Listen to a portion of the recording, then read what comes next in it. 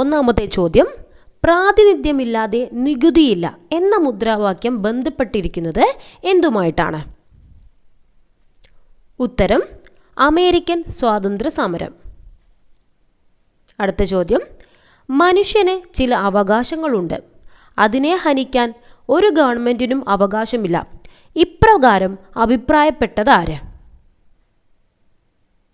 ഉത്തരം, John Locke. അടുത്ത ചോദ്യം നോക്കാം. ഫ്രഞ്ച് ക്ലബ്ബായ ജാക്കോബിനിൽ അംഗമായിരുന്ന ഇന്ത്യൻ ഭരണാധികാരി ആര്? ഉത്തരം, ടിപ്പു സുൽത്താൻ. തെക്കേ അമേരിക്കയിലെ ജോർജ് വാഷിംഗ്ടൺ എന്നറിയപ്പെടുന്നത് ആരാണ്? ഉത്തരം, സൈമൺ ബോളിവർ. പ്രതികാര പ്രസ്ഥാനം ആരംഭിച്ച രാജ്യം ഏതാണ്? ഉത്തരം,